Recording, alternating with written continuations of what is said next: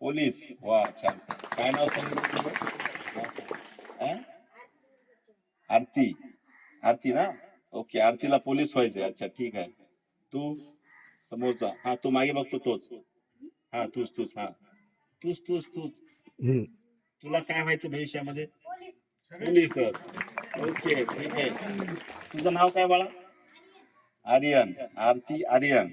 अच्छा ठीक आहे. हा तू दीदी तू तू सांग बरं, तुला काय व्हायचंय? डॉक्टर. ओके. तुझं नाव काय? नम्रता. ठीक आहे. ठीक आहे. आता मी प्रातिनिधिक स्वरूपामध्ये तुमचं फक्त कोणाला काय व्हायचं, आता सगळ्यांना अधिकारी व्हायचे हे मला लक्षात आलंय. चांगल्या ठिकाणी कोणाला पोलीस व्हायचे, प्रशासनामध्ये अधिकारी व्हायचे, डॉक्टर व्हायचे. आरती, आर्यन आणि नम्रता, ह्यांना आरती आणि आर्यनला पोलीस व्हायचे आणि नम्रताला डॉक्टर व्हायचे. बरोबर आहे.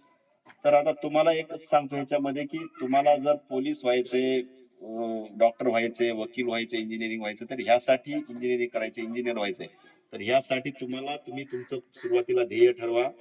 त्यासाठी जिद्द चिकाटीनं अभ्यास करा.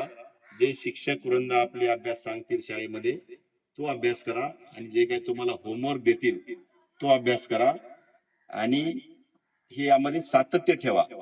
अलग लक्षात, म्हणजे असं नाही की 4-8 दिवस अभ्यास करायचा मध्ये गॅप द्यायचा, असं नाही. त्यामध्ये सातत्य ठेवा. म्हणजे सुरुवातीला तुम्ही ध्येय निश्चित केलं, त्यासाठी जिद्द आणि चिकाटीने तुम्ही मेहनत केली, आणि ह्या मेहनतीला तुम्ही सातत्य ठेवलं, तर जीवनामध्ये तुम्ही 100% यशस्वी व्हाल. तुम्हाला जे पाहिजे आहे ते तुम्हाला मिळेल, असं या ठिकाणी तुम्हाला 100% खात्री